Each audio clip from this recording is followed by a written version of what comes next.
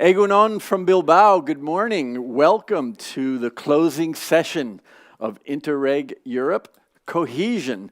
8 regions from around Europe have come together and have studied and will now share their experiences of innovation and sustainable solutions to regional development challenges. Today marks the project closure, and I'd like to thank Beaz Bizkaia for taking the lead over the past 3 years and for hosting the event today. I'm Jack Vincent, and one of my duties is to remind the audience to click on the link on the right side of the YouTube in the chat, and please register with your first name, last name, and your organization. Please, everyone online, as well as here, I'm sure everyone is registered. Please do so. Please register. And now for the official welcome, I'd like to turn it over to the Managing Director of Beaz Bizkaia, Olatz Goitia. Olatz, thank you. The floor is yours. Thank you, Jack. Good morning to all of you. It's a pleasure for Beaz to be able to celebrate the closing event of the Cohesion Initiative project today in Bilbao. So thank you to all you for being here with us. Thanks to all you have joined us presentially in this event, but also to all these people that is following us via live streaming this event too. We are meeting today to conclude a mutual learning process between European regions within a specific focus: the integration of the territorial perspective in the design of policies to support business competitiveness. A learning process through which we have been able to discover and analyze success stories from each member of the consortium, and which has even allowed each member to reflect on new measures that could improve our current models. In Bizkaia, the initiative on which we have based our participation is Bizkaia Orekan Secondus. Yesterday you had the opportunity to know and meet some of the partners of this network where we work with. Its aim is to strengthen the competitiveness of regions of Bizkaia through collaboration with local and regional development agents in order to act on the drivers of competitiveness of the industrial fabric and advanced services present throughout the territory of Bizkaia, thereby generating sustainable growth and quality jobs. The ultimate aim is to build and consolidate a collaborative governance model in which, through networking with the local and regional development agencies of Bizkaia, the development of initiatives aimed at the business fabric is encouraged. The aim of this is to promote its competitiveness based on innovation, internationalization, and advanced entrepreneurship in line with the Sustainable Development Goals. It is therefore a multi-level governance model, as you had the opportunity yesterday to know it, which aims to adapt the support services designed by the Department of Economic Promotion to the current situation of each of the regions we collaborate with through this network. We have been working on this model since 2016 with actual and proven results, and we wanted to share it within the other members of the Cohesion Initiative Consortium. I can only thank all the members of the consortium for the participation in the project and for the generosity in sharing their working methods. The basis of a region economic development is innovation, and knowledge sharing, like we did in this project, always result in the acceleration of innovation processes. I therefore hope that Cohesion will allow us to accelerate our innovation processes in adapting policies to the territorial perspective, which is the objective of this Bizkaia Orekan Secondus project. So thank you so much for being here with us, and let's continue. Let's start. Thank you.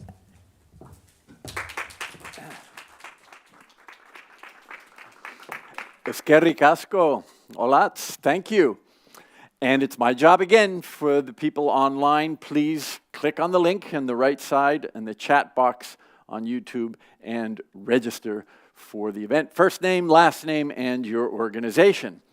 Next is Vincenzo Capocasale to provide us his view of the state of play of interregional cooperation. Vincenzo is representative of the Secretariat of Interreg Europe. Vincenzo, benvenuto. Thanks a lot, and good morning, everyone. I must confess I'm a tiny bit nervous today because after 2 years of pandemic crisis, projects events are finally being resumed in person. So my legs are a bit shaky right now, but it is a great pleasure to meet you all in person after 2 years of pandemic, and not just meaning like full sides, not just in camera. And this is, of course, also a great pleasure and an honor for me today to attend the final event of Cohesion. I've been already introduced, so I'm Vincenzo Capocasale, and I am a finance officer at the Joint Secretariat of Interreg Europe in Lille. And I've been the lucky officer monitoring this project since its very start, since 2019. I will try to keep it short because the purpose of my presentation today is really trying to set the scene for the upcoming speakers, who will surely be much more interesting and better than me in giving you some insights on the results achieved by the projects during these years of cooperation. And I will try to do this firstly by providing you an overview on the achievements of the old program that is currently coming to an end. Then in the second part, I will put the spotlight very briefly on Cohesion by trying to show you the project within this larger framework of the program. And I promise that this part is supposed to be certified spoiler-free. So hopefully I won't reveal any of the contents of the following presentations, and I won't spoil the presentation of the next speakers. And then I will wrap up by providing you with some, let's say, some information about the key features of the new program, also some statistics about the first call for proposals that was closed back in May 2022, and also providing you with some information about the upcoming call, the second call of the new program. So let's get this started. I'm afraid that there is like maybe some shapes missing here, but yeah. So sorry, like yeah. In the previous program, we were financing 258 projects under 4 different call for proposals, and we were involving more than 2,000 partners with a large representation of managing authorities, and also we managed to reach a coverage of 90% of NUTS2 region. There were, I think, some shapes, but probably are missing here, so you would have seen all those figures. Maybe there is some issue now with the visualization, but never mind. It's not a big issue. What I wanted to point out here is that so there was a wide geographical coverage of the program, and I think Cohesion stands out also from that point of view because, as it was mentioned, actually it's a project that it's counting on a large partnership with 10 different partners coming from 8 different countries. That is very diverse, not only in terms of geographical coverage, but also in terms of types of organization represented, with regional governments, regional development agencies, and so on. So congratulations also for bringing together this partnership at the application stage, for staying together, cooperating, and yes, also to the lead partner for coordinating this large partnership. Now, I will say that yes, such a large geographical coverage also allowed the program to reach the main targets that were defined in our cooperation program, with more than 900 policy instruments being improved, and actually more than almost 18,000 people with increased capacity were reported by our project. So meaning like that the people involved in our projects, they were increasing their professional capacity thanks to interregional learning. As I was saying, so I was mentioning like more than 900 policy instruments were improved because more than 900 policy changes were reported by our projects. But to give you a more tangible measure, because maybe this is difficult to grasp, I would also point out at another figure that, yeah, unfortunately is not visible here, but it's 1.3 billion euros, and that were further mobilized by our projects. What does this mean? This means that basically, in order to implement the lessons learned and in order to implement the policy changes to improve the policy instrument addressed by our partners, they had to mobilize and unlock further funds, which means that for 275 million euros invested and reported by our projects, 5 times that amount was then mobilized in terms of further funds unlocked. And here comes Cohesion. So where does Cohesion fit into this framework? Well, first of all, it's part of a group of projects, quite a large group of projects that were financed under the priority research and innovation. And within this larger group, then there is, let's say, a smaller family of 15 projects that were focusing on regional innovation strategies for smart specialization. The main strengths of Cohesion, I would say that the topic is really high on the EU agenda, because it's about, and it's actually a very specific topic because it's about integrating the local and territorial dimension into a cohesive smart specialization strategy. It's always a bit hard to pronounce that. And a clear focus on structural funds, because 7 policy instruments were actually they were structural funds. And then in terms of achievements so far, I will look at the people that were reported to have increased their professional capacity, 54 people. 3 policies were actually already improved, and we're looking forward to receive some more news about like policy improvements also in the last progress report. And yes, 188,000 euro of further funds were mobilized in order to implement the lessons learned from the interregional learning. And 10 good practices were identified by Cohesion during like the interregional learning. Yes, and here also I forgot to mention this before because like it wasn't visible in the slide. Like another target that is also really important and it was reached by the program, thanks to the contributions of the project, was actually the number of good practices identified. So currently in the good practices database of the policy learning platform, there are more than 3,000 good practices that are relevant at European level. And this database is open for policymakers all across Europe to find solutions to the regional development issues that they are facing in their region. And so the contribution also of Cohesion in that regards was 10 good practices. That is a very good contribution, because like you have to see this also at program level with every project contributing to their own extent. So I hope that this was inspiring you and teasing you enough to further cooperate in the future. And this leads me also to the closing part of my presentation, where I will provide you some information about future opportunities for cooperation, so about the new program.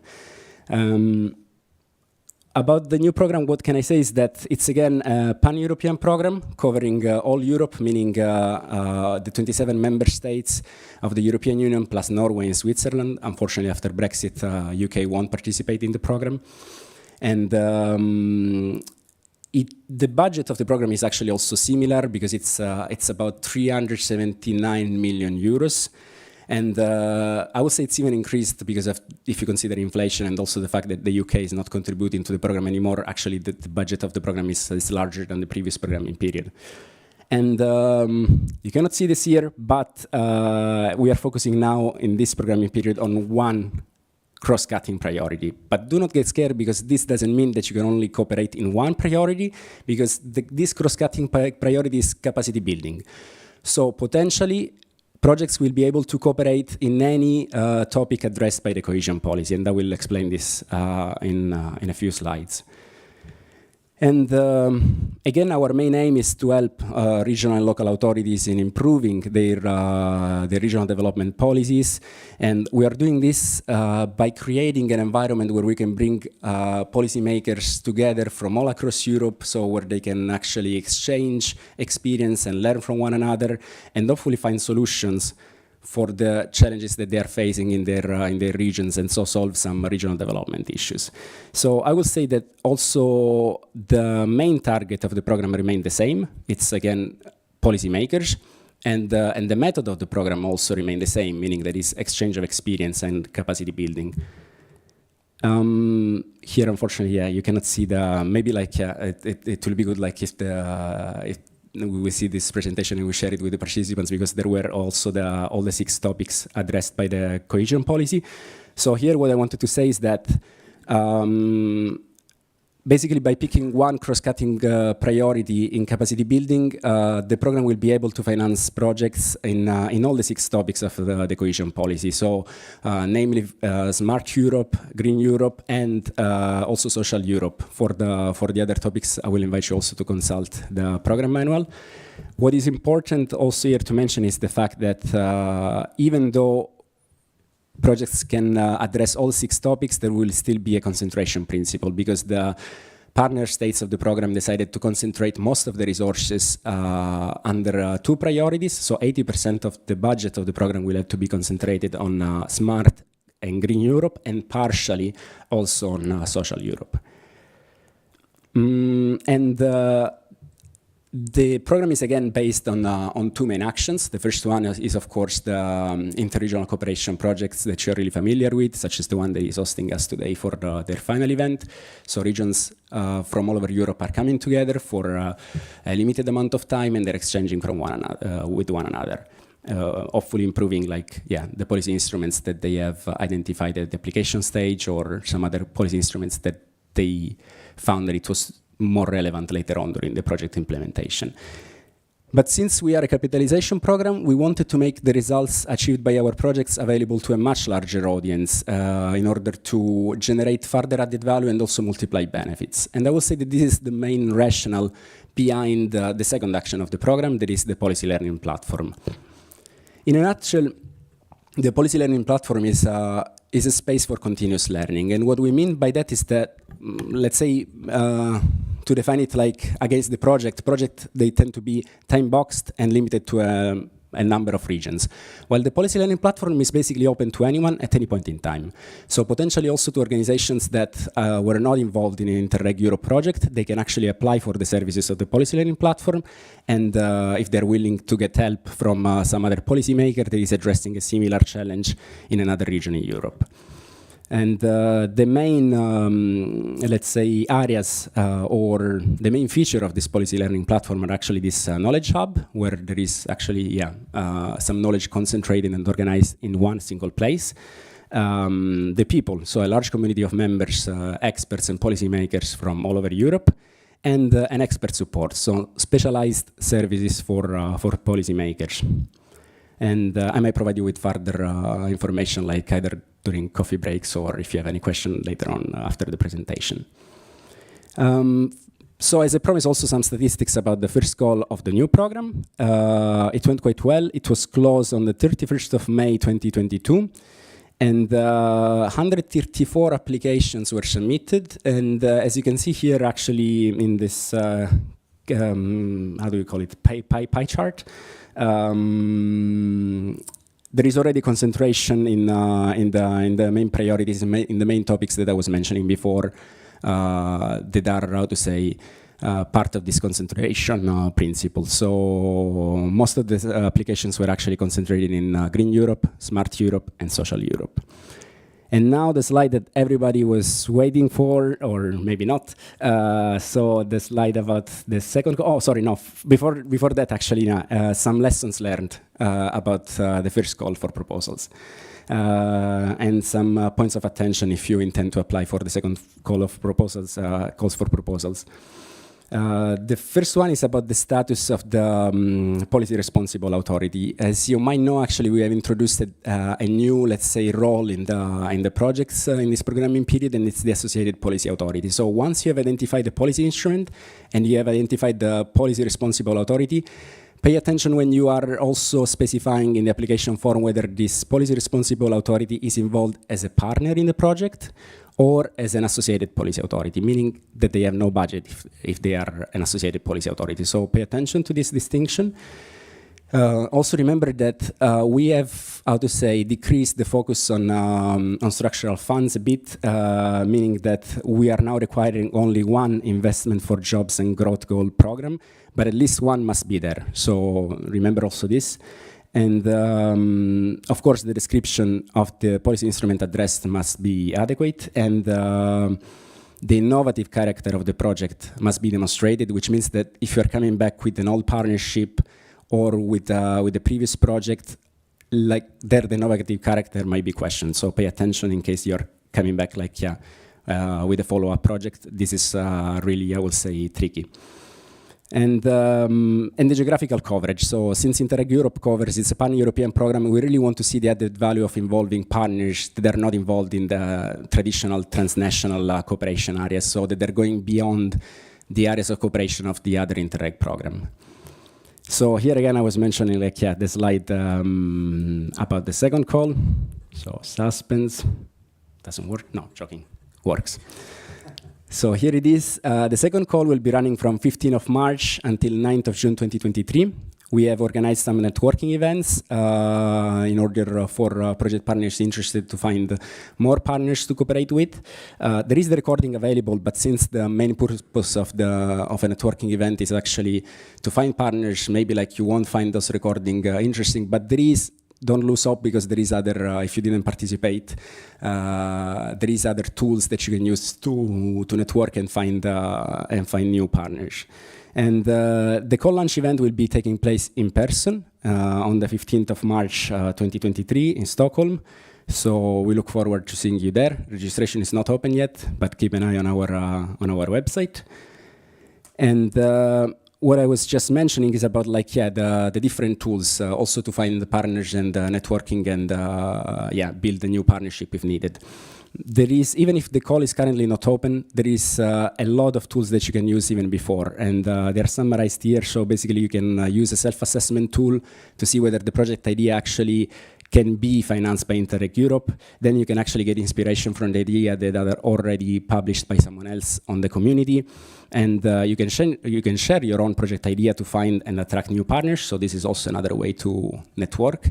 And you can meet other organizations through the community. The only two tools that, of course, are open only during the running of the call is the last two. So ask for feedback. There is a possibility to ask for one feedback for one project per call. Directly to us, so we will answer your questions. But at that point, I will suggest you to come up with a more defined, let's say, project idea at that point, and then of course apply for the call that's only available while the call is actually running. So that will be it. Besides inviting you to join our community and also subscribe on our newsletter. And if there is any question, I'm available either now or later during coffee breaks. So thanks a lot. Questions? Coffee break for sure. Thank you. Thanks a lot. Vincenzo, thank you. Grazie mille. And before I introduce our keynote, one last reminder to the audience on YouTube Live. Please click on the link on the side on the chat and register with your name and organization. So our keynote today will be delivered by Miren Larrea.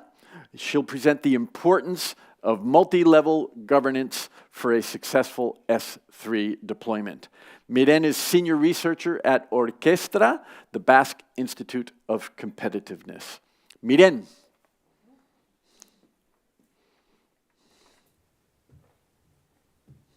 Ongi etorri, thank you. Eskerrik asko. So, egunon, buenos días, good morning, everybody. I want to start by thanking Beas and the rest of.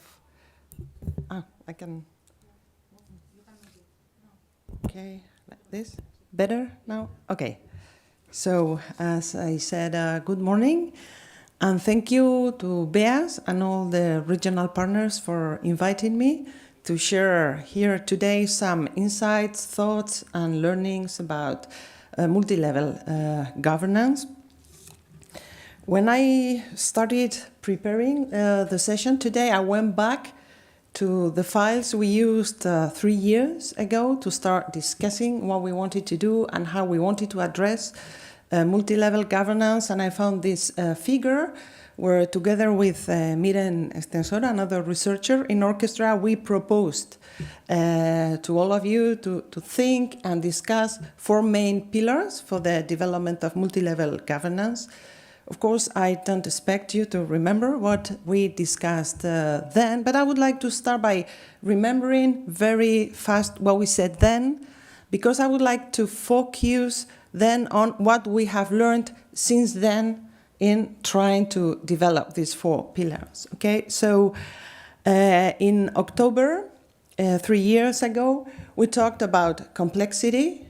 And we said that, on the one hand, the problems we are trying to address are complex, but also there is a complexity inherent in the process of developing multi-level governance itself, and that we would have to deal with conflict, probably, and we discussed how to integrate conflict as something natural that would probably happen in the process of developing multi-level governance. We also said that we should expect the process to be emergent, that of course we should and we could have a plan, but probably things will not happen as we exactly planned. So we would have to continue learning and we would have to continue negotiating all through the process of developing multi-level governance. We also talked about context specificity. We said that governance would be different and would develop differently in every region and every context. So we didn't need to be obsessed about governance and the frameworks of multi-level governance being exactly the same in every region. And we could learn from the richness of experimenting with different ways towards multi-level governance in different regions, and that would not be a problem. And we also talked about reciprocity. We were discussing a lot about the relationships between different governments at different levels. And we said that it was very important that each government recognized the other and accepted the other as a relevant partner if we wanted to develop a multi-level governance. So we started with this discussion. And since then, the regions and the partners have been developing this multi-level governance in each region. And we as a research team in Orchestra have continued experimenting and doing research on this issue. And we want to bring today some lessons learned, some insights about what we have found out in these 3 years since we discussed all of this. Mostly my experience is with one of the provincial councils, the provincial governments here in the Basque Country, but the project we've been working with, though led by the provincial government, integrates municipalities and local development agencies, and also is continuously related to policies of the Basque government. So when we refer to multi-level governance in this context, we are referring to this relationship between provincial councils, but also municipalities, development agencies, and the Basque government. And we have talked about multi-level governance, but in our language in these 3 last years, there is another very important term, which is collaboration. We are talking about collaborative governance. We would say collaborative multi-level governance, but you will see that there is a very important influence of collaboration in the lessons we have learned. So I have brought 6 insights, 6 lessons, and I will share those now. And the first one has to do with urgency. 3 years ago, we considered that governance, collaborative governance, multi-level governance was important. But today it's not only important, it's urgent. Because the challenges we need to face through collaborative and multi-level governance are urgent. And I think this urgency comes mainly through the awareness that we need to react to climate change. And I think that is influencing all the rest of the discussions and policies we are working with.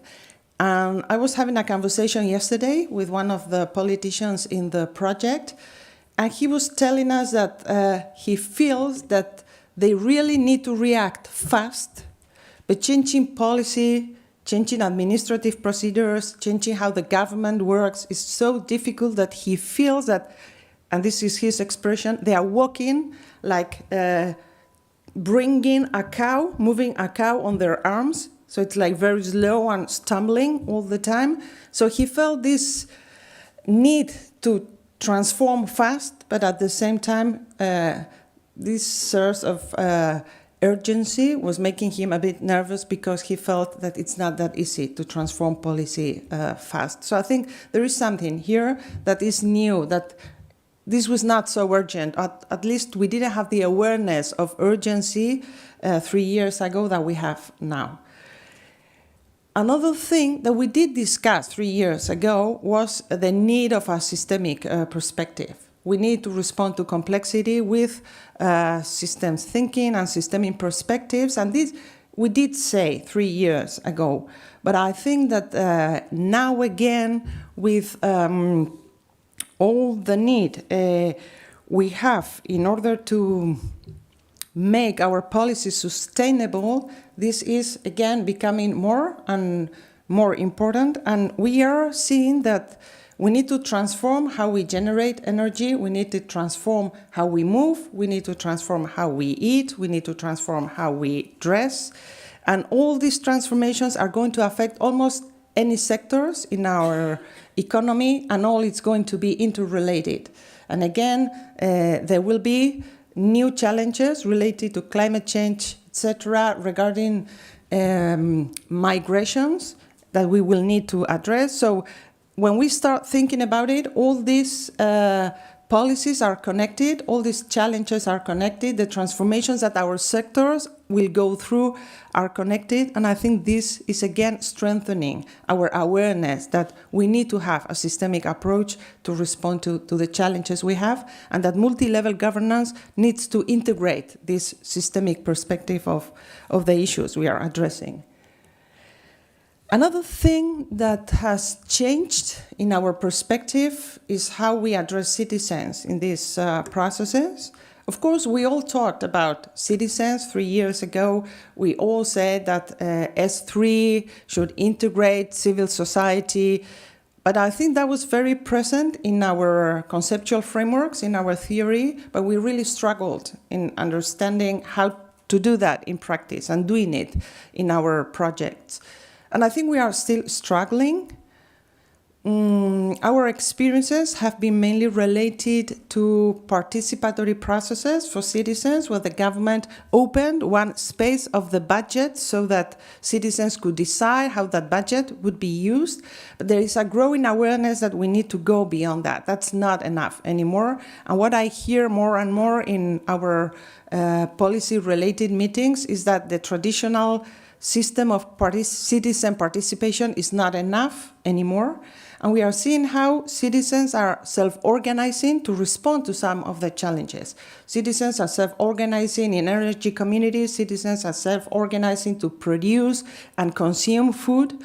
And policy needs to respond to that. And our multi-level governance structures need to integrate that somehow. And together with this, I think there is a big question also, how will governments relate to social movements?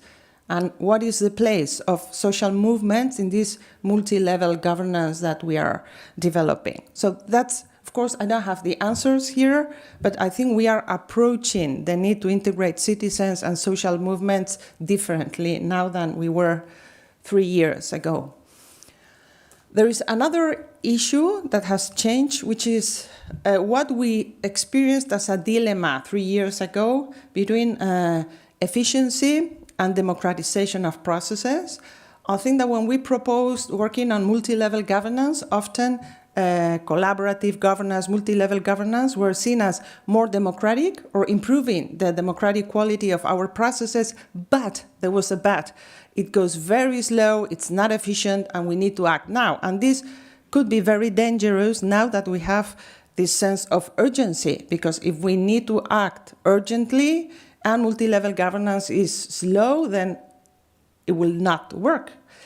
But what we have learned is that things are coming out the other way around, that in those places where we have been, in a way, investing in multi-level governance, collaborative governance, transformation is happening faster now. So we are not anymore experiencing this as a dilemma. We don't need to choose either multi-level governance or being efficient or being fast, because we are seeing that in those spaces where we have generated trust and mutuality and collaboration, transformation is happening faster. So I think this is good news for those of us who've been working with multi-level governance and collaborative governance these years. There is also another issue which worried us 3 years ago and worries us now, is that if we talk to any policymaker, any territorial actor, of course, we all agree that collaborating is good, collaborative governance, multi-level governance is good, different level governments should collaborate. I mean, we accept that in theory, but then it's hard to see it in practice. But there was this urgency to go from words to action. And I think that one of the things we have learned is, and 3 years ago probably, I can't remember what I said then exactly, but we were arguing that this is difficult because power relationships need to change in multi-level governance, and then everybody accepted this in theory, but when it came, the moment for action came, people didn't want to give up power. This is, we continue having this argument, but we have also learned something else about planning and how planning is affecting the kind of decisions we are making. We are very used to having a plan and then implementing a plan, and we don't start action in a way till we see what the solution will be very clearly. And as we never see it very clearly, we never start acting. And what we have learned, which is connected to the emergent nature of multi-level governance, is that we need to start acting, because that is the way to learn. And as we learn, we start seeing things more clearly. But we should not wait to act till we see what we want to do clearly. And that means that we have to learn to navigate chaos. And this has been a problem, because we had several projects stopped because policymakers at the beginning said it was too chaotic. And then we said, okay, let's discuss what does this mean. And I think that it's impossible to address complexity and address emergence and have citizens, etc., and not live with a feeling of chaos. But if we learn to understand that as natural and part of the process, and if we keep on going for a while, then we start seeing things clearer and making decisions and negotiating solutions. So I think that this is something we need to learn. Don't be afraid of starting action, because we will learn through action and things will become clearer. Another important thing that we are learning now is that we also need to integrate the long-term thinking, and not just 4 years in our scope.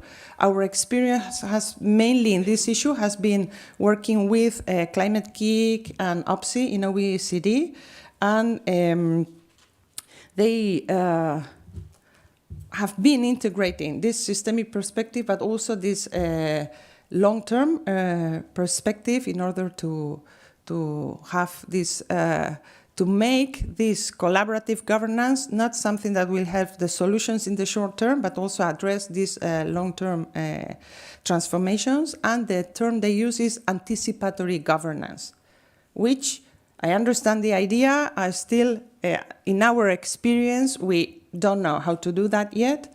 But I think that our frames are changing about this, and we really need to anticipate. And there was one of the researchers collaborating in this project said some days ago that humanity, we are not good at anticipating, but we are good at reacting to crises.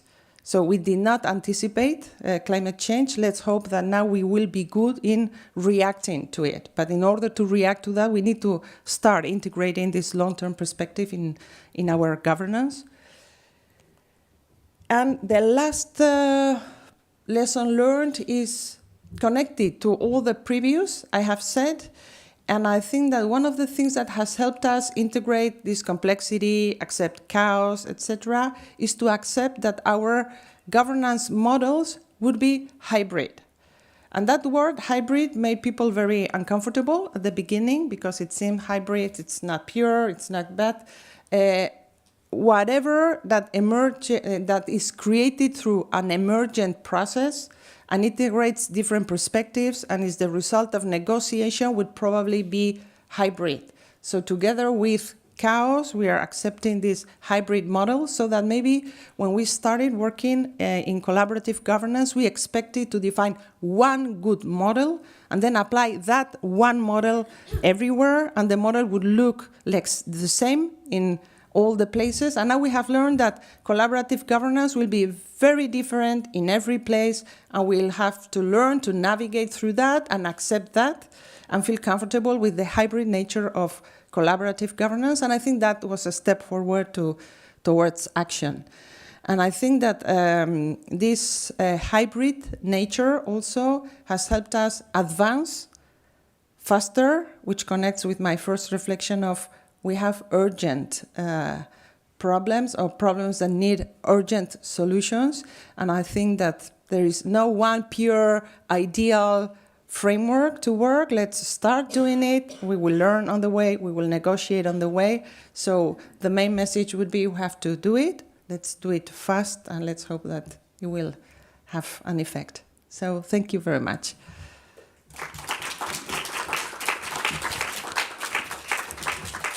Thank you, Miren. Thank you, Miren. Eskerrik asko. Navigating through cows. And here we are. Now we're going to show you a video of the summary video of the project, How We've Come So Far. I believe the tech is ready. How We've Come So Far. Video, please. There we have it. Regional and national governments play a central role in managing smart specialisation strategies, S3. In the meantime, city councils and other sub-regional institutions are often not considered as potential partners in defining these strategies. However, some of them could play a key role in the design and implementation of the S3, often serving as inspiration and a source of innovation. So it is worth investigating the interrelationships and seeing how these work in practice. Multi-level governance is a complex process that enables to harness local knowledge and strengths and linking them to the other geographical levels. In this way, this sub-regional knowledge is incorporated into other actors at regional, national, and European level, increasing the overall effectiveness of smart specialization strategies. This is precisely the focus of Cohesion, integrating different institutional levels and the territorial perspective in the design and implementation of S3. It all started in 2019 when BEES, the Competitive and Innovation Agency of the Provincial Council of Bizkaia, decided to look towards Europe for experiences of multi-level governance in other regions, in order to improve its regional development strategy, known as Bizkaia Orocan. In the end, 10 partners from 8 European regions decided to join Cohesion. In the Basque Country, BEES Bizkaia, the Competitiveness and Innovation Agency of the Provincial Council of Bizkaia, as lead partner, Leertibai Foundation as regular partner, and Orchestra, Basque Institute of Competitiveness, as advisory partner. Southern Regional Assembly in Ireland, Calabria Region in Italy, Northwest Regional Development Agency in Romania, Business Metropole Ruhr in Germany, Welsh Government in the UK, Region Stockholm in Sweden, Office of the Marshal of the Mazowiecki Voivodeship in Poland, a project that is coming to an end after 3.5 years of hard work, divided into 2 phases. During the first phase, from August 2019 to January 2022, the partners developed an interregional learning process, which included 8 field visits to partner regions, 6 of which were online due to COVID-19, stakeholder meeting each semester, a dissemination event in each region, a total of 54 policy learning events with the aim of sharing experiences and learnings. As a result, 3 main deliverables were designed: a smart territorial map per region, a good practices guide that contains 30 good practices, a report on policy recommendations for the mainstreaming of the territorial dimension into S3, which includes 4 key recommendations to integrate the territorial perspective into the S3. 1. The importance of clarifying, negotiating, and agreeing on the roles of participants in S3 governance models. 2. The value of spaces for dialogue, both between regional and sub-regional political stakeholders, and also with national political stakeholders. 3.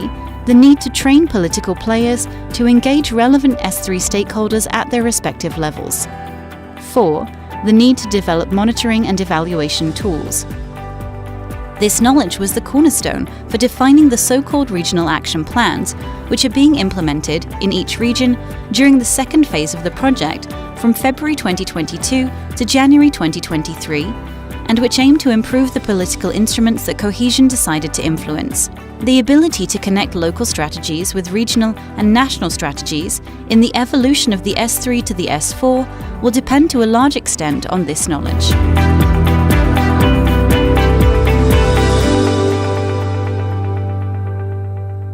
How we've come so far.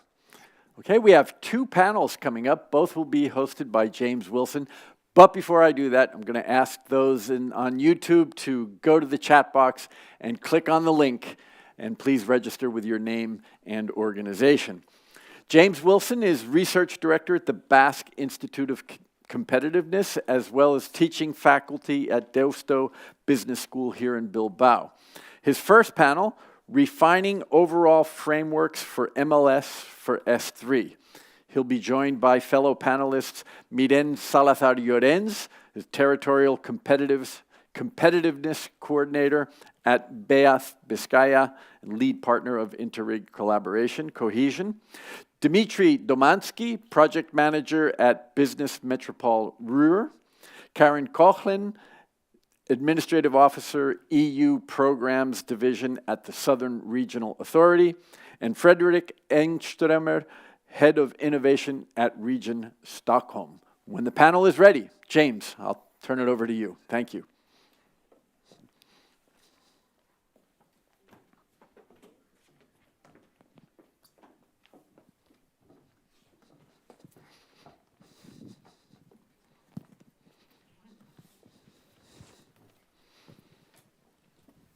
Thanks very much. Is this working? Yep. Thanks very much, Jack, and it's a pleasure to be here at this exciting presidential event for the end of the for the closing of the conference. As we've been talking the last couple of days together, it's wonderful to see each other physically rather than through a screen, as we have been for the last 3 years, more or less. So it's great. As we've seen, I think, so far in the video that's just been played and in Miren's keynote speech. The topic of multi-level governance is one that's really critical when we're talking about smart specialization strategies. Smart specialization strategies are based around the idea that you work from the bottom up to try and develop an entrepreneurial discovery process that really discovers what the next steps for innovation should be in a particular territory. So we need to work from the bottom up. We need to engage governance at different levels.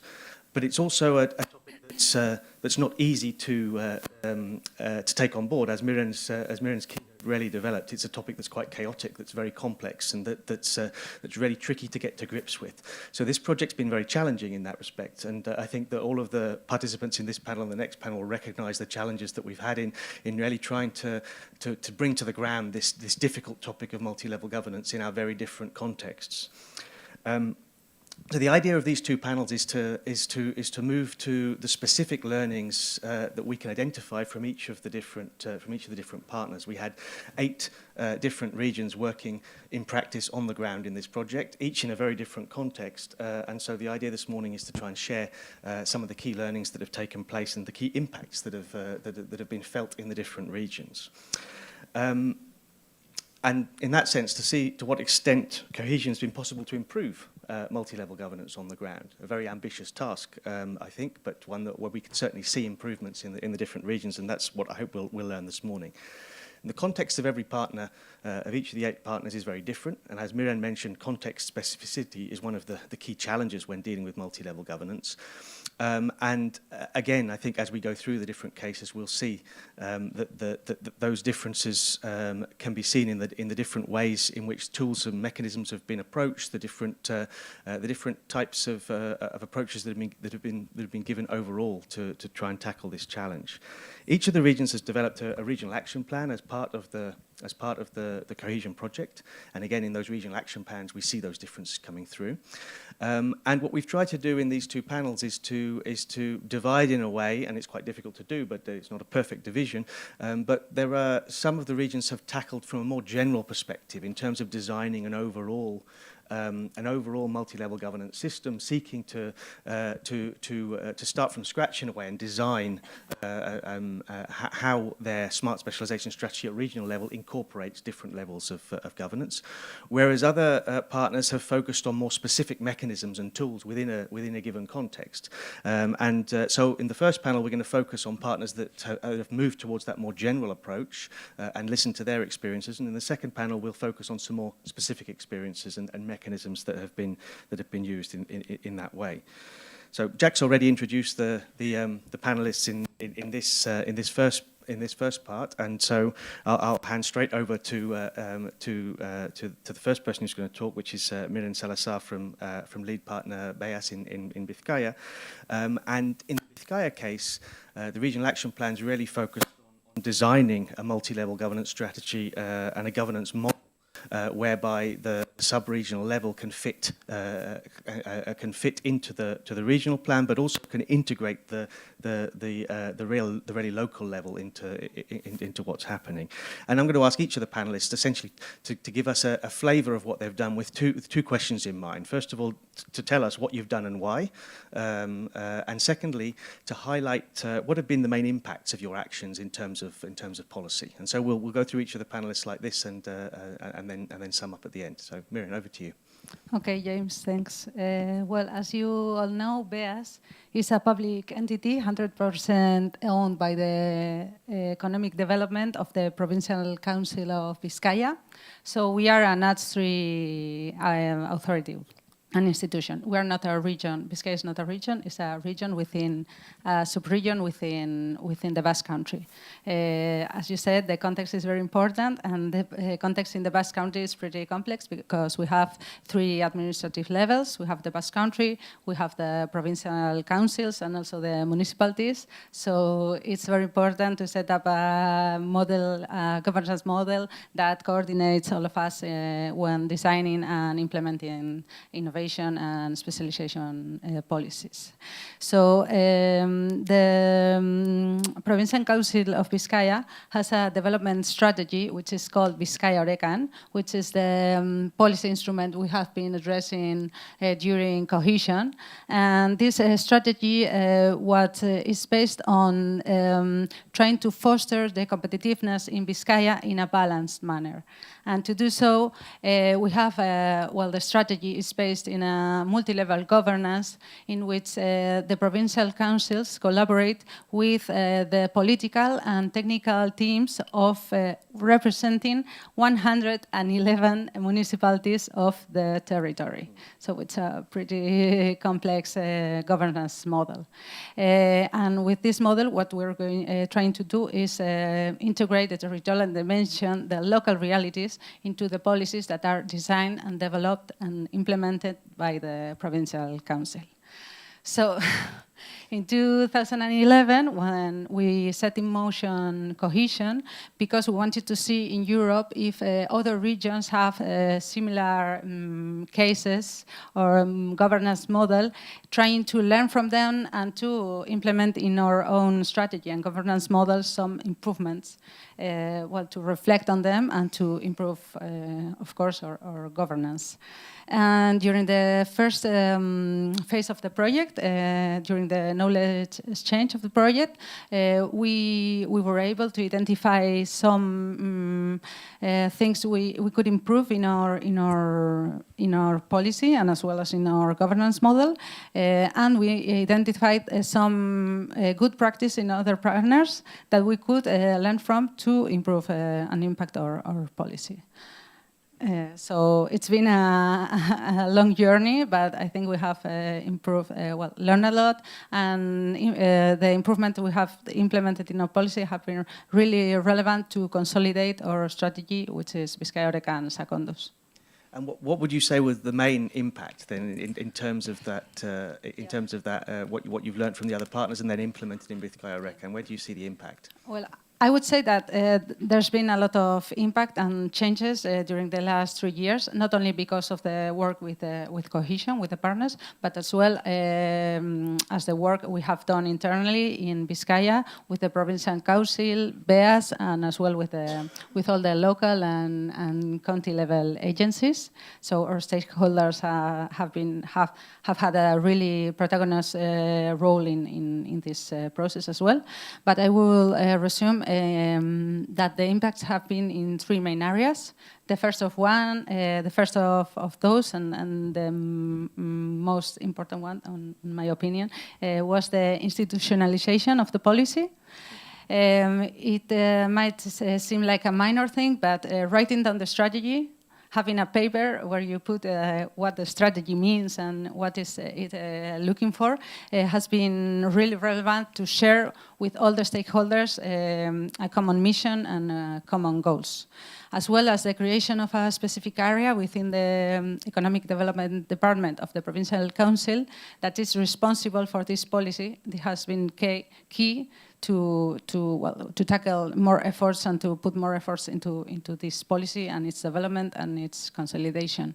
And as well, this area allocates annually around €1 million to promote that the local and county level agencies, the economic development agencies at the county and the local level, can develop initiatives and projects to tackle the competitiveness, taking into account their realities. So it's been the institutionalization of the policy has been a great advance for us.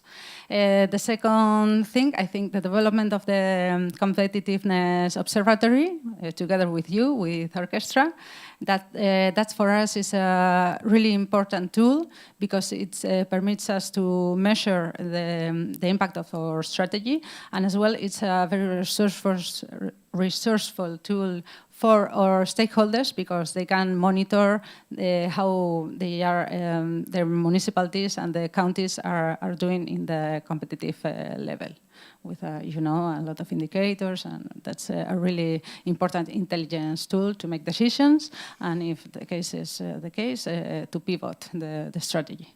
And the last one, but not least, we have redefined and reorganized our governance model because at the last, before Cohesion, we were organized in 4 different geographical zones, which meant that they pretty much work like independent islands. And now we are organized as a network, which, the information and the knowledge flex is much better. Also, relations and confidence between the people working in the governance model is much better. And it permits a one-to-one knowledge between the people in the agencies and their reference technicians at the Provincial Council. And I would say that this is, for us at the Provincial Council is very useful because we have direct information channel to communicate our policies, but as well we can take into account the local realities when we are designing and developing our policies. So I would say that's the main thing. Thanks, Miriam. No, very concrete, 3 very concrete ideas there for institutionalization, kind of strategic intelligence, and then the networking and how you actually change the structure of the governance and in terms of impact. So thanks for sharing that with us. You're welcome. I now move on to Dimitri from the Ruhr Business Metropole in Ruhr. In the case of Ruhr, we've been focused on the regional action plans, focused on bringing a sub-regional dimension into the smart specialization strategy. Here we had a region where the smart specialization strategy was designed at a higher level, and there was a desire to actually bring that sub-regional dimension into it. And so, how did you go about that, Dimitri? What would you say? what have you done in Ruhr in that sense, and what have been your main impacts and learnings? Yeah. Thank you very much, James. First of all, wonderful to be here. So thank you very much for this. And second, you're completely right. There was a desire to do this, but it was a whole challenge.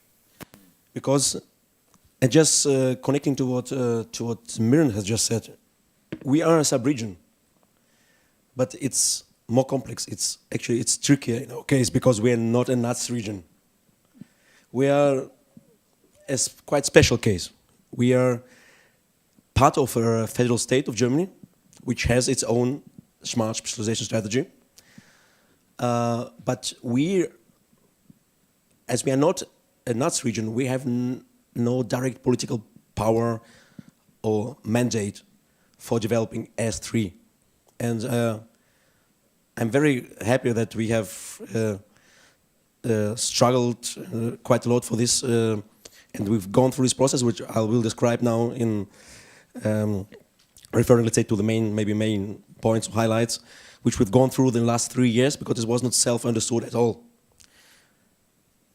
Just starting with this simple fact that S3 was not a topic in our sub-region, actually, because it was always understood as something for regions with political power, political and administrative power. So what would we be doing there? What is our task? What is our responsibility in this area? All these questions were not so easy to answer at the beginning. And when we were applying for the project, we said, for us it's quite clear, in general terms, we are part of a very big region, 18 million people, federal state, which is as big as, or even a bit bigger than the Netherlands, I think. And this is just one region. And we have more than 5 million inhabitants. So our regional S3 is very broad, and it cannot be very focused, because it has been developed and written for a very big region. So we want to get our S3 much more focused on what our sub-regions needs, what our strengths, our special assets. In general terms, it was quite clear, but then how do we get into this? And first of all, building awareness of what S3 is. When you go around there and say smart specialization strategy, you can say it in German, I will not do it now, but in English or in Basque, I mean, 99% of people look at you and in best case, we will not say anything. So then you have to translate it, and this is also our job as a sort of political administrative authority on the sub-regional level. Our job is to translate smart specialization, multi-level governance, and 100 other terms that no one understands outside. We have to do this job in a smart way, because it's not about simplifying everything. Because we're talking about, and Mitra and also this, we're talking about very complex issues and processes. So just simplifying doesn't help, but we need to translate it.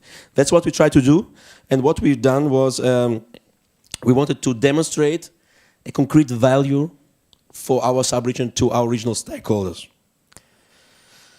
So how would we organize this process? We said it should be a bottom-up process, but not just because it's a slogan, but because we believe in the value of a bottom-up governance process. And naturally, it had to be a multi-level governance process, because, yeah, we're talking about federal state level, then sub-regional, which also have different levels. Sub-regional is not just sub-regional. I'm talking about 5 million inhabitants region with many different municipalities, bigger municipalities, smaller municipalities. It's quite complex. So how do we organize it? Since the beginning, it was clear for us that we had to focus on our municipalities as our main peers, let's say, our main regional stakeholders, because we are at the level in between the federal state and the municipalities. So if we want to, let's say, take advantage of of what S3 is at the sub-regional level. We have to reach out to those who are there, let's say, who are on the pitch, let's say, who are really doing, who are involved in support of innovation processes at the local level, in the towns and cities. So that's how a sort of stakeholder group emerged through a whole series of bilateral talks with each one of 15 municipalities, and then we had multi-level spaces, fora of multilateral exchange, where everyone, and actually everyone did, more or less, but everyone did participate in this, which was not self-understood at all. So we worked closely with them. We convinced them about focusing on not just only on our strengths. I think it's also a quite frequent misunderstanding of S3. S3 is not just focusing on strengths, it's focusing on further developing your strengths, right? Yep. We all know here, but again, something it's really important to translate to people outside there when you talk about S3.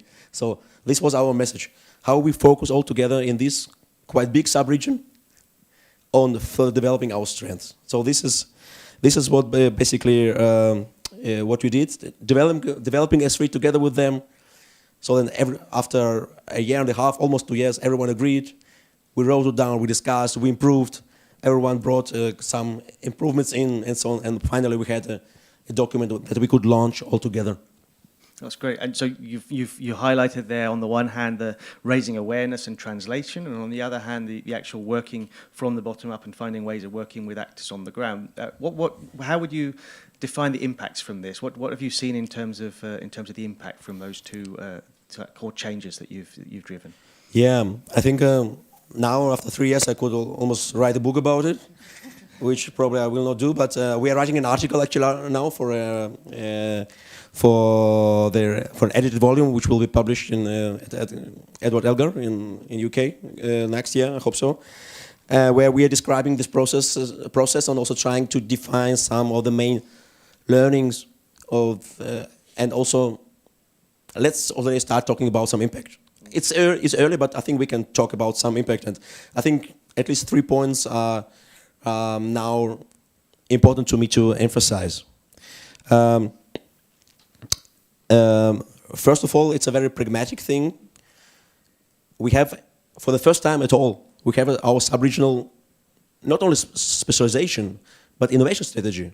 There was no innovation strategy for the rural area sub-region before.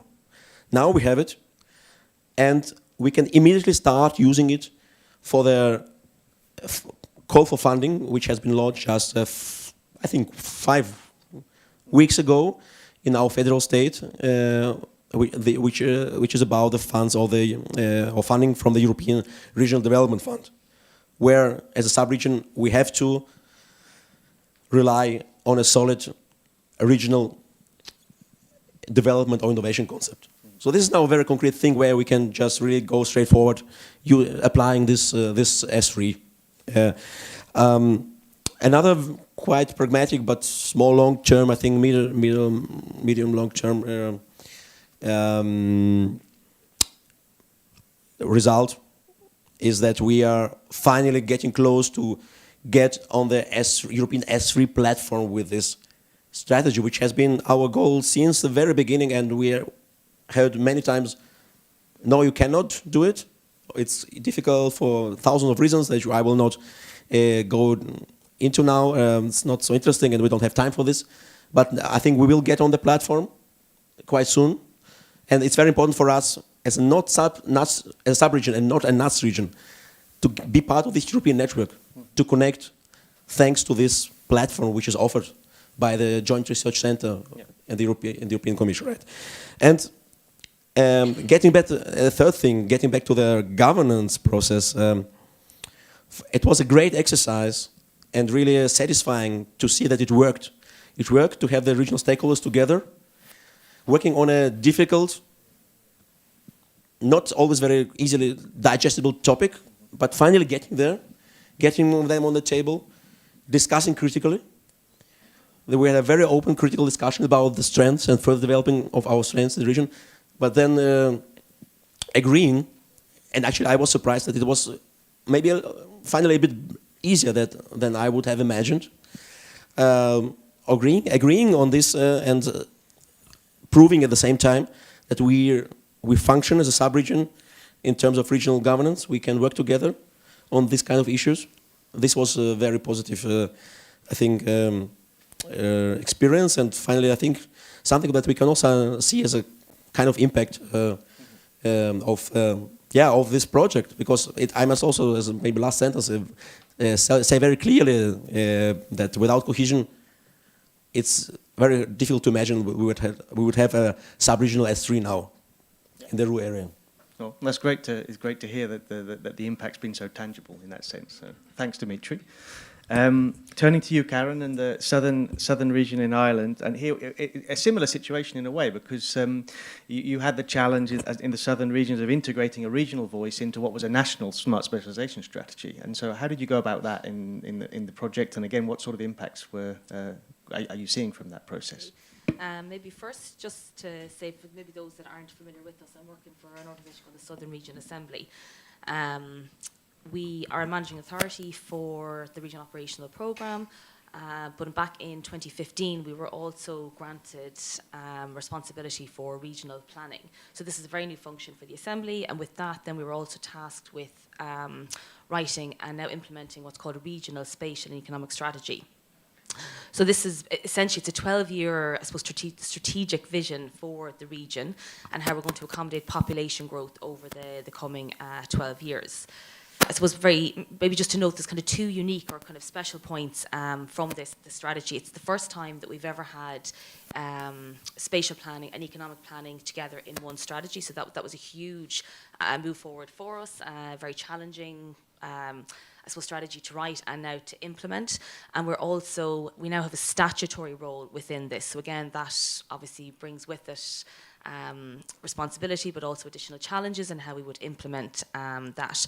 So with that, there was with Ireland, we had a very clear governance structure for the planning element or the spatial planning element of what we call the RESAs, but there was no clear structure or governance in place in relation to the economic element. So this was extremely challenging as to how we would approach that. So within the economic strategy element of that, we've kind of got 5 key principles, and one of those was smart specialisation. And this, to date, had always been a national strategy. It was very, very much top-down approach. We weren't really involved in the design or the defining of the specialisation areas. The governance structure was very much at that national level and straight down to the kind of bottom level to what's called the regional enterprise plan. So we were never involved in any way really in that kind of governance or monitoring element of it. So with the RESAs, I suppose, was the first time we had an anchor or kind of a crutch for that kind of regional development. It was a statutory strategy, so again, it kind of gave us a little bit more of a voice to be able to approach that national department. But once we started with Cohesion, it was all very timely. Cohesion came at the time that we were kind of launching the strategy and putting everything into place. So when we started the stakeholder consultation as part of the project, it kind of became clear that while we had the wish to do it, we didn't have the evidence base or the know-how as to how to kind of approach this. So through Cohesion then we were able to work with external experts, and we worked with them to provide that evidence and that informed approach. We were able to consult with over 100 stakeholders, but again, it was a very, very clear and informed and strategic kind of stakeholder consultation. So while it wasn't an entrepreneurial or EDP discovery process, it was kind of the starting point for that. So with that, we were able to look at the strengths, the weaknesses, and Dimitri said also looking at the opportunities and what was coming down the line and where could we see the strengths for the region. But very much from that kind of regional perspective, it was kind of moving away from those kind of national oversight and then looking at everything from that very much that kind of regional nuts to approach. And we didn't have that information to hand. Everything was done at that national level. So this was critical for us.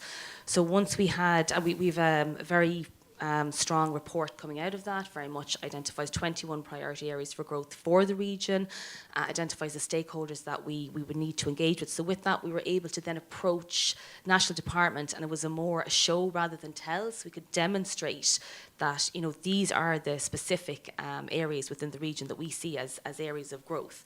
And then we as the Regional Assembly and as the, I suppose, owners and implementers of the RESIS have a place within that kind of governance and oversight structure within that.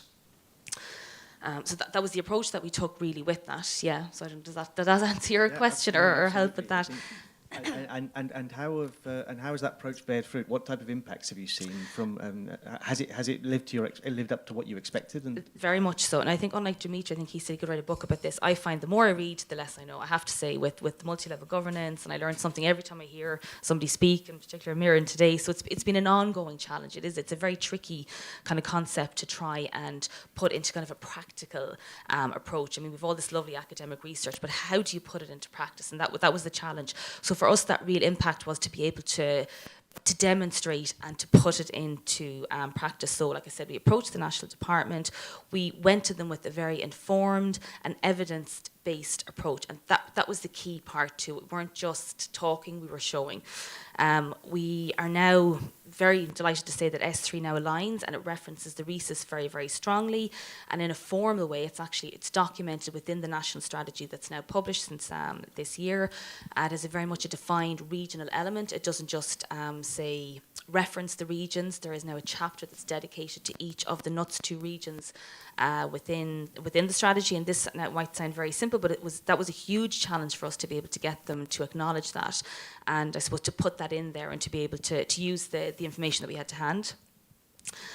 We, as the assemblies, were on the steering committee, which in one way was almost like I suppose, I don't know how to put it, it wasn't I suppose, a formal thing, but we were able to move towards that kind of more formal role within that.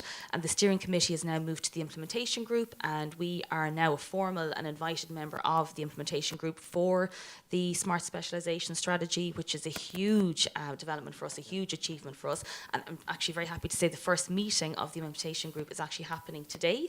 So we'll be able to report on the policy influence from Cohesion, which is obviously, we're delighted to be able to report that.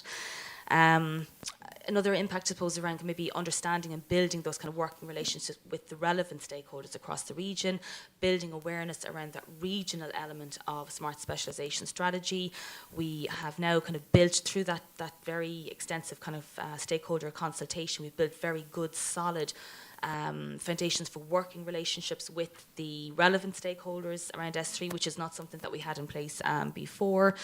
We are now working on the reporting and the monitoring around this. So we've just launched what's called a Regional Development Monitor in Ireland. So that's going to report on the RESIS at that regional level, and we're now going to be looking to incorporate S3 indicators within that, so we can now measure the success or the progress, or not the progress, I suppose. Again, it's, you know, to know what's working, what's not working within that as well. So again, that's going to be a huge thing. It makes rather than we're not just going to be reactive, we'll be able to be a bit more anticipatory, as Miran had said. We can, you know, maybe look to the future and see what is working, what's not working. Yeah, that's I suppose mainly what we've been able to achieve. Thanks very much, Karen. It's a lot. I think that we're seeing, you know, some really important and interesting impacts coming through the three cases we've heard so far. Let's turn finally to Fredrik from the Stockholm region. Again, a region with a complex multi-level governance context, in which you've in your regional action plan you've tried to put some to put some order in sense of developing the S3 within that context, multi-level context. So tell us about what you've done in Stockholm, Fredrik. Yeah, so thank you, James, and very happy to be here amongst all of you, very skillful colleagues and very inspired to be here with you, so happy for that. First, a bit on the region Stockholm, and it might be a bit confusing because we mix the Stockholm region and the region of Stockholm, which is different parts. The region of Stockholm is the organization where I reside.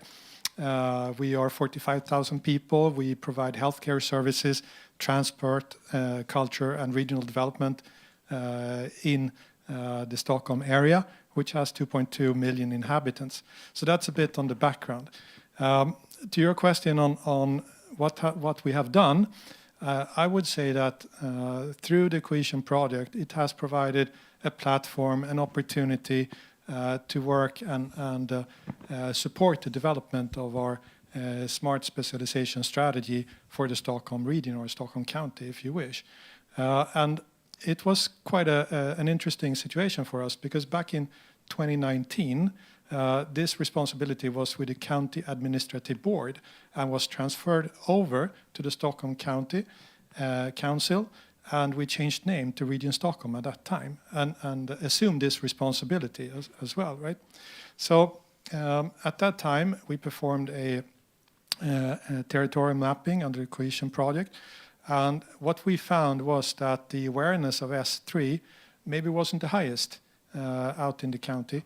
And of course, the academia and the Triple Helix knew quite a lot about it, but in general, we found that we needed to raise awareness about this. So this was one part of it. And in parallel to this, the S3 strategy was being developed, and it was actually integrated in our business and growth strategy that we have for the Stockholm region. And that is actually a sub-strategy to our strategic development plan, or RUFES 2050. So basically this business and growth strategy was developed. It was decided politically in June 2021, and the Cohesion work then, of course, was supporting that. So during this process, we also developed the regional action plan, and we had 3 actions in that. And it was to raise awareness about S3 and knowledge generally about S3. It was about to mobilize the regional innovation nodes and the regional partners out in the Stockholm region. And it was also about creating a platform for good management of S3 according to the RDF rules, if you wish. So that was a little bit that was being developed during this period, right? Great. And what sort of impacts have you seen through developing those 3 actions? What results are you starting to see in terms of the day-to-day impacts, etc.? So we are, let's say, putting it in motion right now, and the Cohesion has provided a opportunity for us to work across the organization, to work across the Stockholm County, and really develop this strategy and starting to make it concrete now. So along those 3 regional action plan points that we have, the first one, to raise awareness, there we have been launching a website. We are starting an information site inspired by the Calabria team that did the same, and it will be a simple team site, but it will contain information, and that will be launched on a conference in February to all the partners. We have done, even prior to the regional action plan, articles on blog posts. We made an article on sustainable production, for instance, in Södertälje. That was one of the important things done. On the second action point, which is around mobilization of the regional partners, if you wish, there during fall now we have had 7 different dialogue meetings with the partners to discuss the smart specialization strategy and to discuss their role in executing that, if you wish, and what should be the different focuses along that. And I would say that in parallel to this, not because of Cohesion, but there has been a life science strategy for the Stockholm region being developed, and that is one of the 4 S3 areas that we have. We have life science, we have ICT, digitalization tech, we have the sustainable smart city and the sustainable production, and the life science strategy was being developed outside of the Cohesion, but still part of the S3 thinking, I would say. And finally, then on the final action point that we have to provide good management, and there has been of S3, there's been several meetings with the stakeholders. There will be this dialogue conference coming up to further start this process or continue this process, and also quite a lot of meetings and discussions all across the region on this. Thanks very much, and thanks to all of you for sharing these great experiences about how you've used the Cohesion project to rethink in a way the integration of the smart specialization strategy at different levels in your regions. I think to me there are three things that cut across all those experiences, or three key points if I want to summarize. On the one hand, several of you talked about the importance of awareness raising and actually getting the message out around the importance and what a smart specialization strategy is, what it means, etc. Secondly, that I think you mentioned, Karen, evidence-based, and Miran as well, in terms of the indicators and the observatory. Having evidence, and Dimitri too, about what's actually what the strengths are. The territorial mapping we did at the beginning of the project, I think, has been quite important in that regard. In that it's given a sense of what strengths are, and that evidence base then helps with integrating a multi-level perspective. And finally, I think and perhaps naturally relating back also to Miran's talk, relationships, working on relationships, as strikes me in all four cases as being a critical part of what you've been doing and the impacts that's been having. So, thanks very much. We're now going to move on to the second part, to move to some more specific experiences from these four general experiences. So I'd like to thank the four speakers here and invite a change in the panel.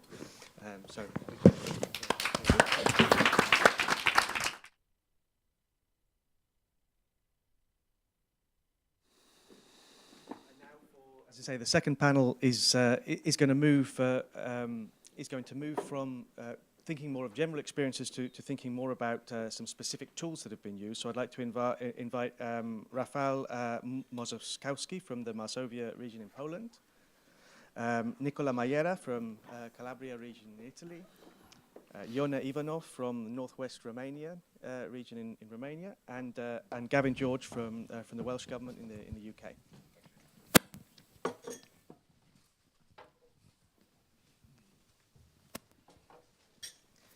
Okay, thanks for joining us to the four of you. We've heard in the first panel a kind of a series of more general experiences. You've also had general experiences, but we wanted to split slightly the panel and to focus on some of the more specific instruments that have been used in your cases to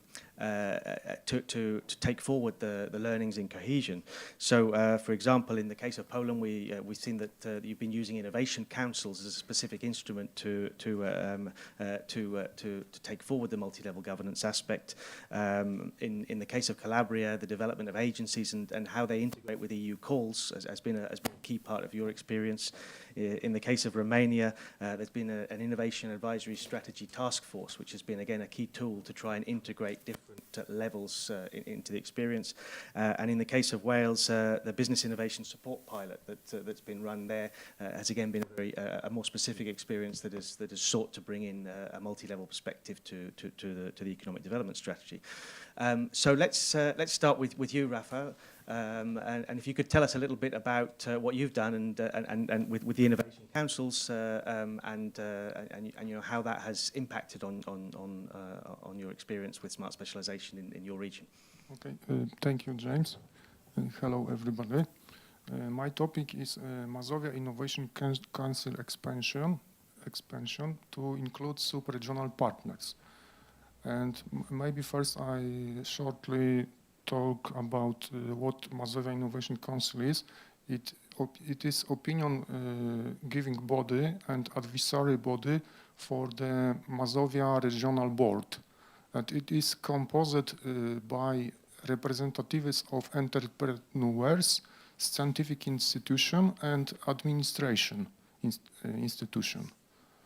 And after we, in the Cohesion project, after we did the smart territorial map, we discovered that we have some gaps in our system, and we also analyze good practice from Cohesion projects, and we find inspiration in good practice from Romania, Calabria, and Wales, and we did and we decide to expansion of composition of Mazovia Innovation Council by include representatives of 9 sub-regional cities. And the context of our action was insufficient information flow between region and sub-region. And we did it to improve transfer of information from Mazovia Innovation Council to local governments. And also we need to strengthen the multi-level management of RIS3 Mazovia. And we want also to include increase of involvement of local representatives in the implementation of regional innovation strategy. It was our main reason to did this expansion of Mazovia Innovation Council. Generally. Thanks, Rafa. And what results have you seen from that? What type of changes is it bringing about in terms of the in terms of how you're managing the S3 process? Generally, we did the first meeting in this expansion composition was held in November 2021, and since that we have 2 more meetings. But I think the system just start working, and these new members have also to learn how to act in our system, and everybody needs some time to learn each other how to act generally. And I think that the fruits of this expansion, it will be in future, but we have to needs some time to just let these new members learn how to act in our system generally.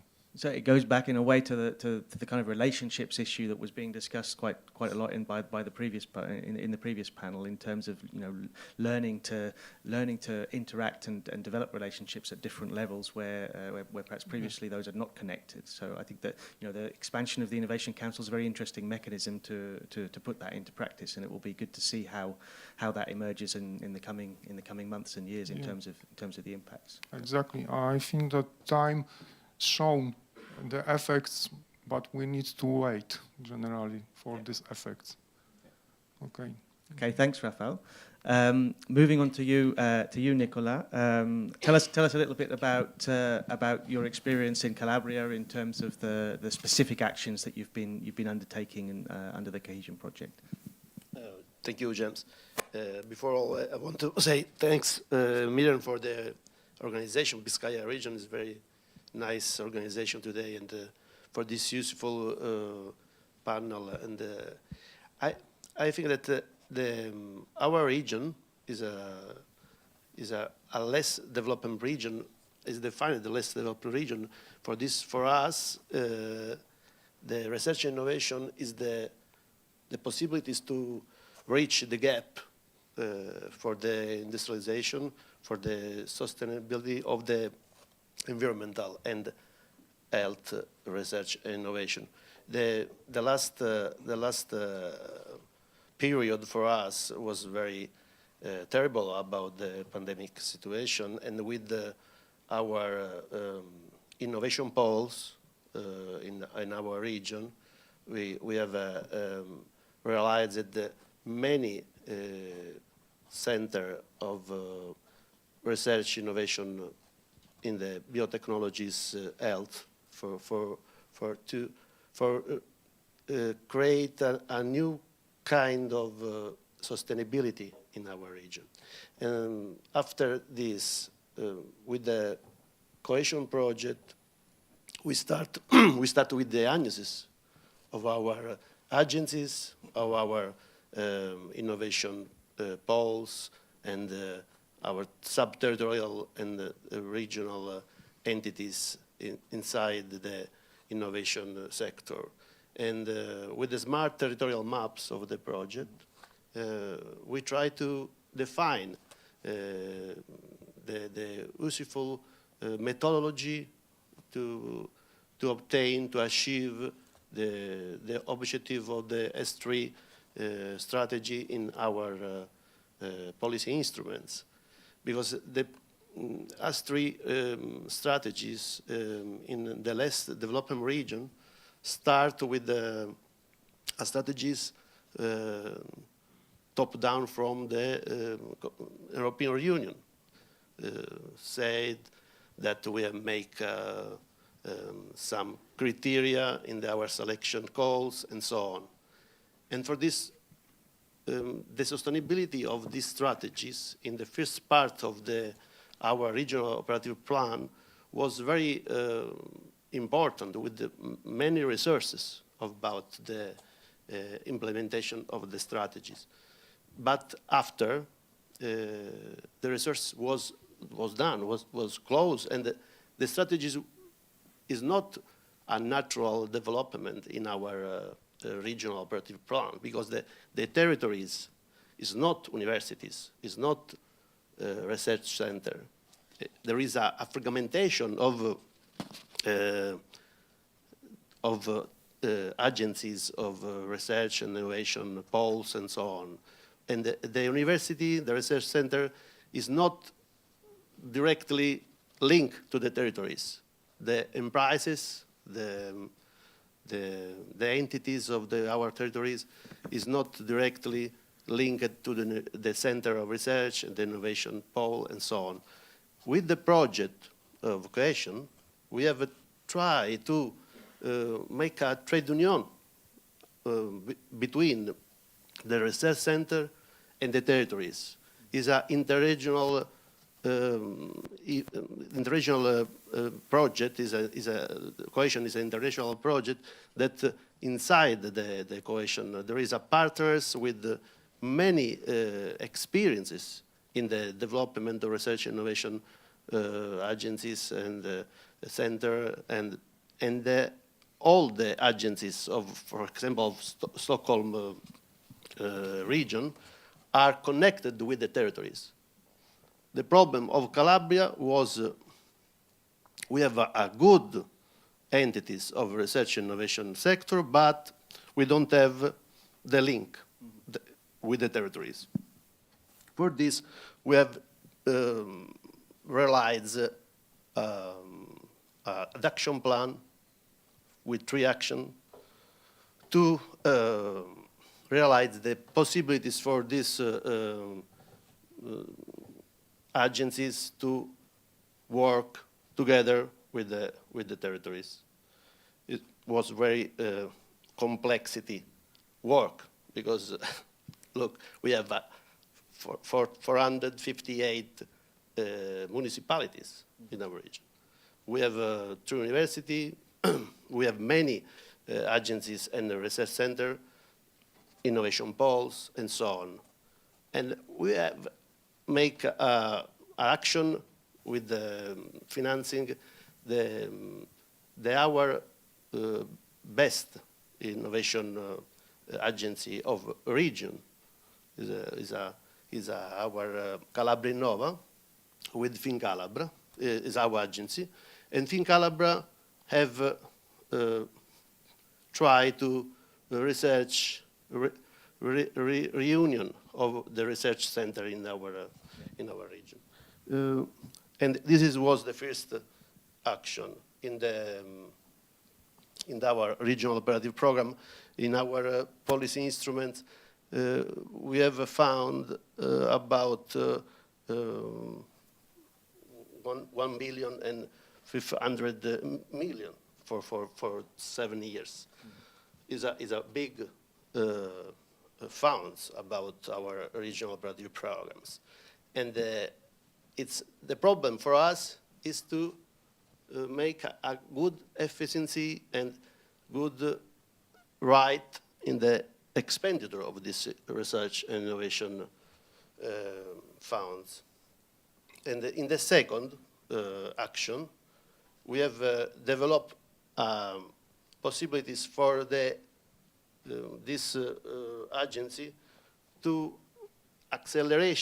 make acceleration of our expenditures in the research innovation, with many calls, linked with the synergy with the Horizon, for example, or LIFE programs, and so other programs that was very important for us in the develop of our access of the regional operative programs. In the end, I think that our region, with the experience of the other partners, have made a good solution, a good methodology for the future of the research innovation implementation in our regional operative programs. This is the more important obtained, achieve, and objective of the project. And the methodology of multi-level governance of the project is very important for our new project in the new calls. Okay, great, thanks, Nicola. So it's been a case of laying the groundwork with new mechanisms, so using the reconfiguring the way the agencies to try and break down some of the fragmentation and at the multi-level in terms of multi-level governance and lay the foundations for stronger synergies, etc., into the future. So I think that it'll be interesting, as in the case of Rafa, to see how the new mechanisms you've put in place extend and the results they deliver over the coming years. Thank you. Jana, over to you and your Innovation Strategy Advisory Task Force, which I believe is part of the second generation of the Smart Specialization Strategy in Northwest Romania. So tell us a little bit about how you've approached that and what types of results you're seeing. Yes, thank you. I'm also glad to be here. And hello to our colleagues in Northwest Regional Development Agency at home.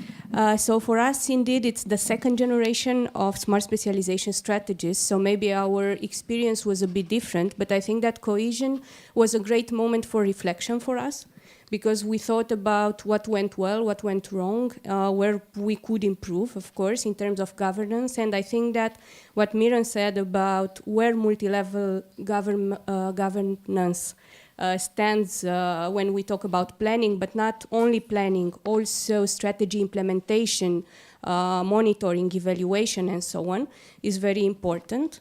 So we realized that we face a lot of challenges in terms of awareness on smart specialization, although we've been working with smart specialization strategies for so long. We still need capacities for innovation promotion, both within the agency, but also when we talk about the regional and local stakeholders. We also face issues on inclusion of territorial or sub-territorial, very local specialization niches or trends in our mainstream strategies. We want to better incorporate local players and sectoral actors in our implementation processes. And we want to strengthen collaboration with territorial and local actors to do that. So keeping this in mind, we thought, okay, based on the experiences in Cohesion, and we looked at all the case studies, and we looked, for example, at the Wales Tech Valley and their strategic advisory group. We discussed with our stakeholders, we discussed all these challenges and thought what could be done better. A bit about Northwest region. This is one of the most innovative regions in Romania, we'd like to say, and it's also facts because, for example, we host some of the best universities in Romania, best ranked internationally. We have a strong innovation ecosystem and companies from IT to other high-value and knowledge-intensive sectors. So we think it's highly relevant to involve them more. How to do that? We think that we can use the experience from industry and from education into an agile body, let's say, or mechanism. We want this Innovation Strategic Advisory Task Force to be very action-oriented because I was very excited about your presentation. It's exactly what we want to do. We don't want to plan only to plan. We want to implement our actions in the best way possible. We want to take action, to learn, to have this iterative approach based on learning processes, tools that come from the industry, not only from public authorities and so on. We are thinking about Scrum tools and approaches and having this very active body that could meet periodically and discuss and also take action. And we have some very clear objectives for this task force. We want them to be involved, of course, in supporting the agency to implement the strategy, but not only that. We want them to be involved in defining or identifying funding instruments, including designing, calls or regional funds that could bridge funding gaps. Because in Romania right now we have, let's say, not an inflation, but still a lot of funding coming from all over the place, from the regional operational program where the agency will actually be managing authority for this programming period, to the national plan for recovery and resilience that is also funding innovation, including for companies and so on, to Horizon, we are quite active in Horizon, to other grants and programs and everything. Still, the smaller actors in our innovation ecosystem and in our value chains are not always aware of these funding sources. And also, of course, not all of them have access to the funding they need. And we want to see what would be the tailored solutions that we could identify or facilitate for them. Then we want, of course, to simplify access to innovation support because we have innovation support. We've been trying to provide innovation support. We have the Inno platform, for example, that was developed for the former smart specialization strategy. It hasn't been very active because it was more like top-down. So it was a platform of the agency, very well intended, but still not as active as we would have wanted to. And we want to further tailor this support to the regional and local needs, of course. And we want the task force to provide strategic advice, being that applications, because again, we have a lot of opportunities with their own specificities, we have a lot of actors with their own specificities, ideas, trends on the market, because okay, we identified our niches, maybe we can go even more in detail, but we still have to follow the market trends and to see what would be suitable ideas. And then funding gaps, we already talked about that. So this is more or less in a nutshell. Thanks, Jana. Very, again, interesting to hear how a particular mechanism is seeking to tackle lots of different problems. And you mentioned, things like the funding mechanisms, which are very complex and at a multi-level level, where you have firms that are engaging with funding mechanisms that come from different levels of government. And so organising that in some sense is a critical factor for multi-level governance. Are you starting to see any impacts from this reorganisation, from the task force and its work? I think it's early to say. We identify the stakeholders, the task force starts working. We'll see the results probably during the following years. Also because it's a good, let's say, overlap with the funding periods, because next year a lot of calls and guidelines will be launched. So we hope that the involvement will be more substantial in this sense.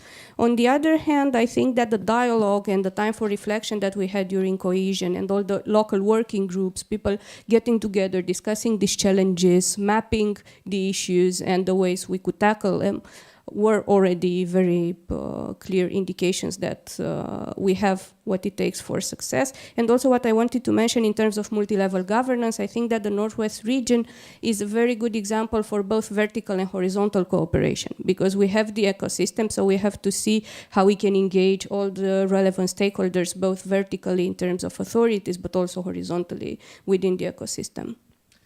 A good point, and links back to Miren's point on systemic as being a key part of this, not just multi-level, but also going across different policy areas, etc. Thanks. Well, finally, Gavin, last but by no means least, let's turn to the experience of Wales and the business innovation support pilot that you have launched as part of your action through the Cohesion project. But tell us a bit about the context for that and how it's come about, what you've done, and the impacts it's starting to have. Okay, thank you, James. It's a pleasure to be here. And we are the Welsh Government, we are the devolved administration for Wales, and we have responsibility for innovation and business support on a pan-Wales basis. I think it's also important just to reflect that we've had an S3 strategy since around 2013, so at the launch of Innovation Wales. So we are very progressive when it comes from an S3 perspective. But certainly using Cohesion as the platform and the mechanism, and certainly based on the learnings from other partners, we reflected internally on how our business support was being applied pan-Wales. And what we decided was, working with certainly the different partners, various stakeholders, and some analysis we did based on strengths of the regions, that we would look at having a targeted and a strategic business support or innovation support package based on the strengths of the region and the needs of the businesses. So over this year, we've developed internally a bespoke, what we would call innovation core, to businesses in the southeast of Wales, focusing on electronics and compound semiconductors, where those businesses can apply for funding support from the Welsh Government to basically help them develop and progress over the coming months and years based on the needs and strengths of that region. So a lot of this analysis has come from, you know, the work of Cohesion and its pilots. And certainly what we found is, since we launched the call at the front end of this calendar year, we are now working with in excess of 10, 12 businesses who have applied for this funding support. And the Welsh Government innovation specialists are now working with those businesses to develop projects and proposals, you know, to implement things like Industry 4, digitization, productivity enhancements, which we will see the benefit of from a Welsh economy, certainly over the next few years. So, but this wouldn't have been possible without Cohesion. And what it's also done, because of things like Brexit and COVID over the last few years, we've also had some further reflection on our innovation strategy, which is now typically 10, 12 years old. So as we speak, we are developing a new innovation strategy, and without doubt, this pilot and Cohesion will certainly underpin some of the activity and direction of travel that this new innovation strategy will have, which is due to be launched early next year. Okay. So in that sense, coming back to the multi-level governance element, you mentioned it specifically in South East Wales as the focus. How do you see a change or an impact in terms of the design of the overall new strategy in terms of having a multi-level dimension? Yeah, it could, and certainly we're adopting a place-based approach, and with this new support package, obviously various sub-regional and regional stakeholders were involved, and also with its, we had a very comprehensive PR campaign earlier in the year to launch it, and a lot of different regional actors were involved in that campaign and getting businesses to actually apply for the support. So it's certainly improved. It's been a good mechanism to improve the relationships with a lot of regional, sub-regional stakeholders, absolutely. Great, thanks very much, and again, thanks to the four of you for sharing your experiences, your concrete experiences on what you've been doing in the Cohesion project and the impacts that are starting to come out of it from the new mechanisms that you've put in place.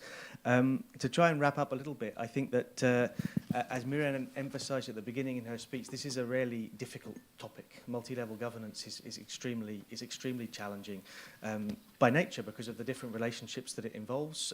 People tend to work in their silos, in their areas, and it's quite difficult to break out of that. And when we talk about multi-level and we also talk about systemic, then we're dealing with a very complex situation. And I think back to the start of this project and the very first task that, as advisory partner in Orchestra, we suggested to the partners was to do this, what we call smart territorial mapping, which was to look at the regions, to look at the different levels and to try and map the different actors that were involved in some sense with innovation. And it was a very challenging process. And we remember at the time, I know, and myself spent a lot of time talking to the different partners, trying to understand, you know, in their specific context, what this might actually mean.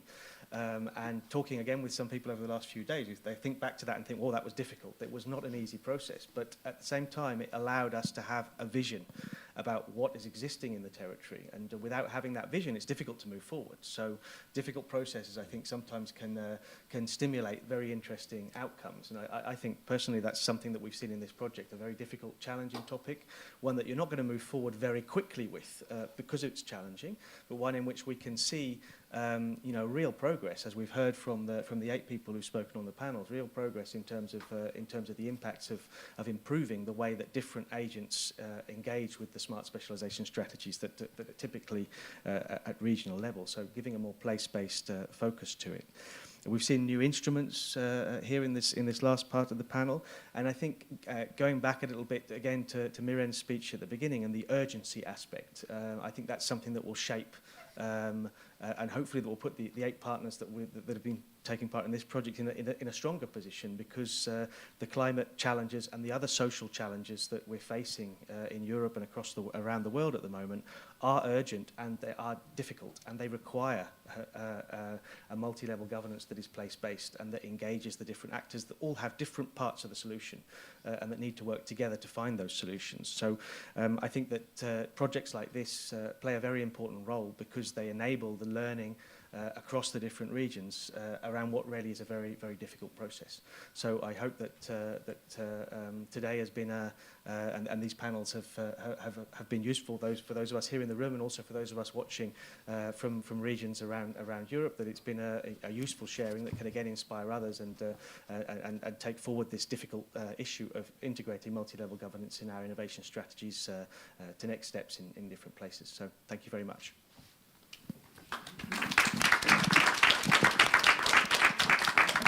Thank you, James, and thank you to the panel, and for each of the regions that they represent. I'd also like to thank the audience for coming today, and specifically Beas Vizcaya for taking the lead on this program and for hosting the event today. I'd like to invite everyone to lunch. As to those who are online, I'd love to ask you to click through and join us for lunch. You know, this is the Basque region. We have great food here. But thank you for joining us online and present. We will be adjourning to lunch now. Thank you, everyone. Cohesion and Interreg Europe. Thank you so much.